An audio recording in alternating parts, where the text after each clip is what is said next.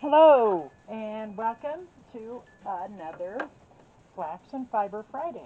Today I am actually, believe it or not, working with my flax that I grew last year and it's been sitting in my pantry for over a year. I will be glad to get it out of there. I think there's the picture that I showed you. I had two 5-gallon buckets of my flax, and I didn't test to see if this would fit in here, but it looks like it will. I'll flip it back. Long sides, or the root sides on different ends, because flax tends to be thicker at the base, and hopefully, I'm hoping I'll be able to get enough water coverage. I'm going to have to find something to weight it down, I think, because I only have two of this size of tubs.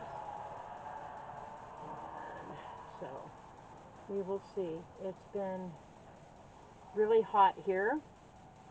Not as hot as some parts of the country, for sure, but high desert New Mexico gets pretty intense heat, or intense sun. I call it laser sun, and it is uncommonly dry and hot.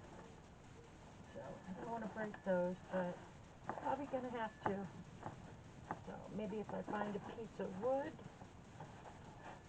I'm hoping that with this heat, what happens is it does better in this retting process, because our nights are usually pretty cool in the 50s, so things don't rot in the way they're supposed to, like in other parts of the country. But it's been warmer here at night than normal for the summer, which I don't like, but that's what's happening, right? So each bucket seems to fill this pretty good. And I experimented, I think it was last year, with some of a not so great a crop, and I don't think I retted it long enough, so the fibers didn't really fall apart. And I don't know how this is going to go. I'll just leave it in here probably for months. I don't know. Sometimes they say it takes a few weeks. I haven't been able to find a whole lot that really just walks me through it and explains all the things that I want to know. Let me grab the hose, and I can go ahead and fill these up. So this is obviously just going to be one of several videos going through this process. I kind of built a flax breaker, but I don't think that it's very functional, so I'm going to have to come up with something else. And so there'll probably be a video on that if it works. Yeah, I don't have the money to afford one, and fortunately I got plenty of time, because it's going to take at least a few weeks to get to that rotted process where I can then dry it out again and then break it all down and hopefully get me some flax. I'm pretty excited about the quantity I got. So hopefully, I'm excited.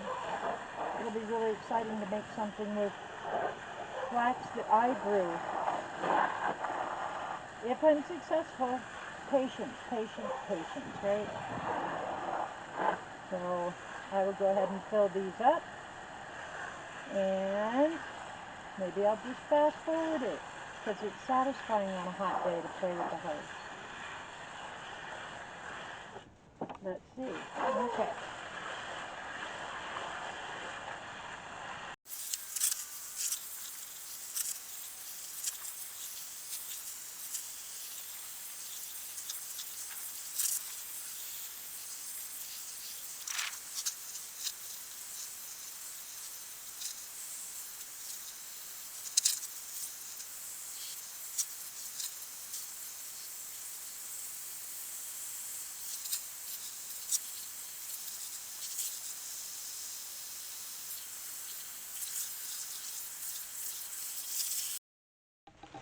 Alright, I apologize for the beginning of the other video.